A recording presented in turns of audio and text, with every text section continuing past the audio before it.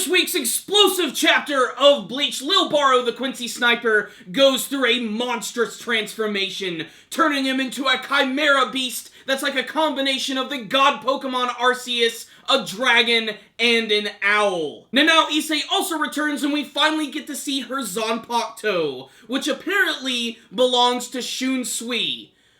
Wait, what?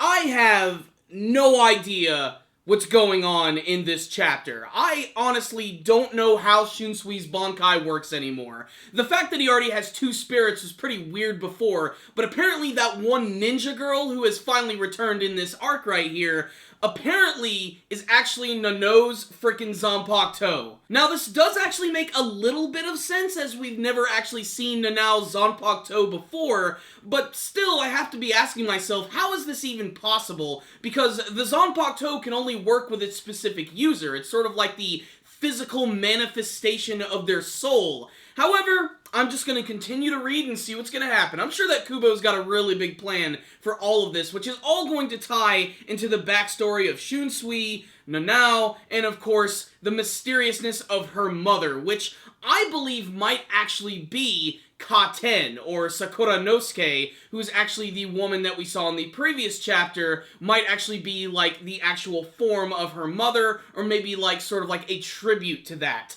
I'm just spitballing here. All I know is this week's chapter was insane because Lil Baro went through this transformation, which turned him into the weirdest thing I think I've ever seen in this series.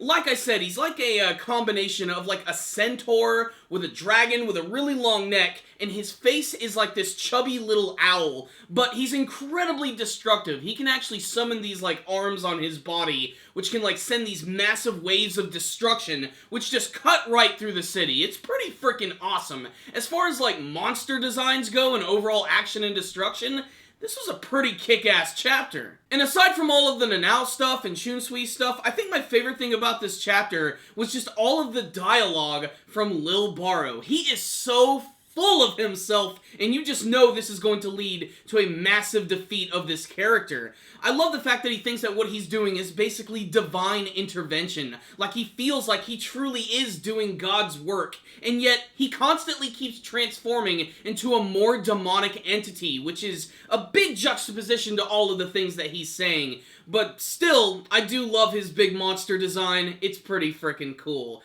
Shunsui Kyoukotsu, though. This is a character that is just continuing to become more deep in every single chapter, because we still don't know anything about him. I was fully convinced that we were going to get a full flashback about him and Nanao and everything that happened with the mother in the past. I'm sure that's going to be coming up very soon, either right after the defeat of Lil, or maybe right before.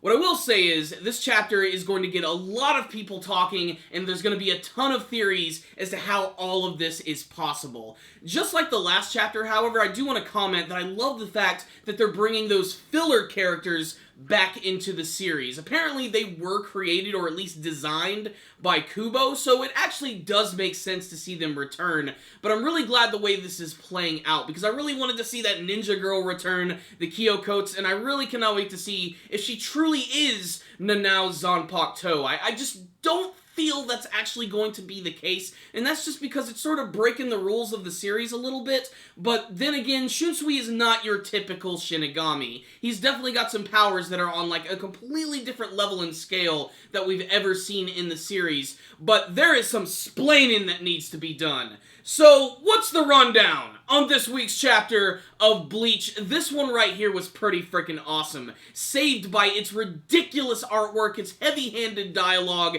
and of course all of that mystery at the very end. I loved seeing Nanao actually return. She's one of my favorite characters from the series, and now her relationship with Shunsui seems like it's going to go even deeper than it has before, aside from just being sort of like the over-the-top leader and the playful assistant who doesn't take any of his crap. It seems like it's going to be a little bit better than I thought, and honestly, I'm ready to see how that's going to play out. I just hope it doesn't destroy the pacing of this battle, because it's been going really good so far. Lil keeps going through all of these crazy transformations, every single one looking completely different from the last. In particular, the one in this chapter just looked fantastic, and shows that Kubo really knows how to design some amazing heroes and villains for his series. As for the possibilities of how his Zanpaukto even works, the fact that he has two spirits, my guess is the Zanpaukto, which originally belonged to Nanao, was actually taken away from her because this was the wish of her mother. Maybe she wasn't ready to use its power quite yet,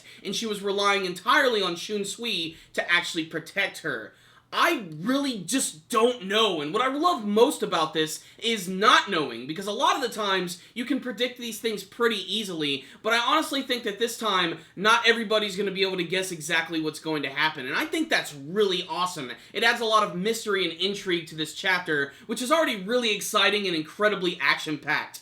On the technical side of things, artwork looked really good this week. The design of Lil Baro's monstrous form looks really cool. Getting to see the return of the ninja girl, the Kyoukotsu, is also really awesome. I absolutely love her design. I think it's really great. And I really do hope we get to see some more of the other Zanpaukto spirits, especially because all of a sudden they're starting to pop up. There's going to be a lot of surprises in this final arc of Bleach. It's really going to be like the culmination of everything from the series. The filler arcs, the anime version, all of the side characters. Hell, can you imagine if the Bounce actually showed up? That would be pretty freaking weird. It's only a matter of time before the Fullbringers show up. We got Iran cars. Maybe there's even going to be a Hollow invasion. There's going to be a lot of exciting things to look forward to in this final arc of Bleach. But right now, let's just live in the moment and enjoy this amazing story with Shunsui Kyoukotsu.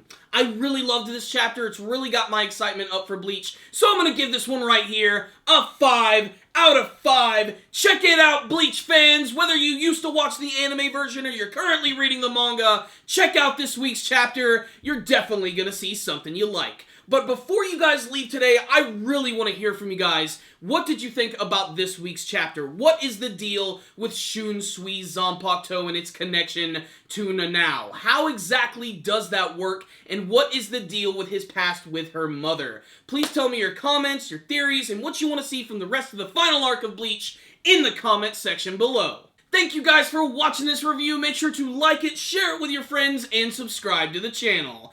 Thank you guys again for watching, and as always, stay dandy, baby!